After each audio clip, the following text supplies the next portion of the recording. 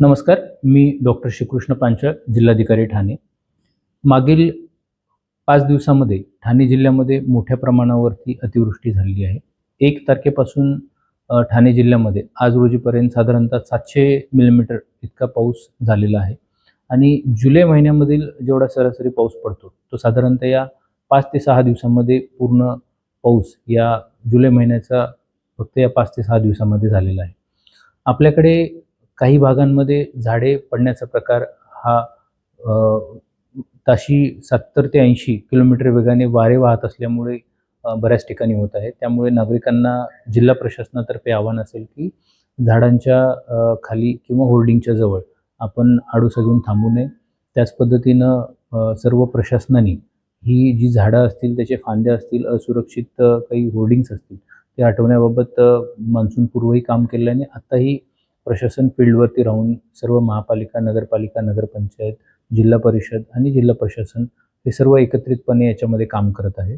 त्याच पद्धतीनं आपल्याकडे जी नदीकाठची गावं आहेत, तर त्यांना देखील उल्हास नदीची धोक्याची पातळी गाठली असल्यामुळे तिथल्या भागातील लोकांना सतर्कतेचं आव्हान जिल्हा प्रशासनामार्फत देण्यात येत आहे. क्षेत्रीय स्तरावरती अधिकारी सर्व जी सखल भाग आहेत, तर त्या भागांमध्ये काही ठिकाणी नागरिकांचं जे स्थलांतरण आवश्यक आहे, त्या पद्धतीनं ती कारवाई करण्यात येत आहे.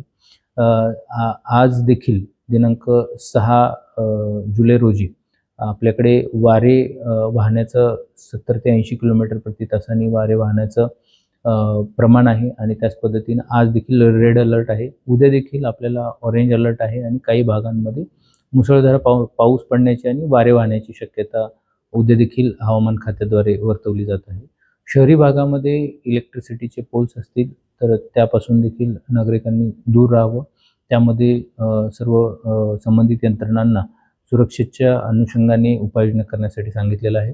सोसायटीमध्ये जे इलेक्ट्रिकचे कनेक्शन असतात, काही ठिकाणी पाणी सोसायटीच्या गेटच्या तिथे साचल्यामुळे त्या पद्धतीनं सोसायटीने देखील सुरक्षेच्या उपाययोजना कराव्या. इलेक्ट्रिकचे जे कनेक्शन्स असतील, लूज कनेक्शन आहेत का नाही ते तपासून घ्यावे आणि संबंधित विभागांना देखील अशा जे सखल भागामध्ये जे सोसायटी आहेत, पाणी जिथे साचतंय तिथे देखील महावितरण विभाग असेल किंवा इतर ज्यांच्याकडून विद्युत पुरवठा होतोय, त्यांना देखील अशा प्रकारच्या सूचना देण्यात आलेल्या आहेत.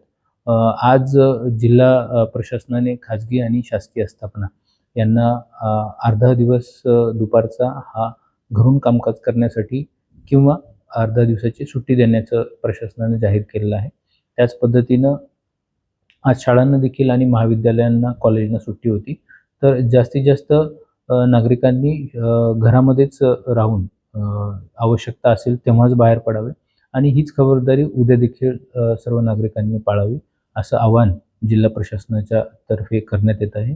जिल्हा प्रशासनाचे जे संपर्क क्रमांक आहेत, ते देखील सर्व ठिकाणी प्रसिद्धी देण्यात आलेली आहे. महापालिकेचे असतील, नगरपालिका आणि जिल्हाधिकारी कार्यालय यांचे सर्वांचे हेल्पलाईन नंबर हे चालू आहेत. 24/7 हे नंबर चालू असतात. कोणतीही तक्रार असेल किंवा कोणतीही समस्या असेल, तर त्वरित या हेल्पलाईन नंबरवरती संपर्क करावा. सतर्कता नागरिकांनी घ्यावी आणि जिल्हा प्रशासनाला या आपत्ती व्यवस्थापनमध्ये सहकार्य करावं.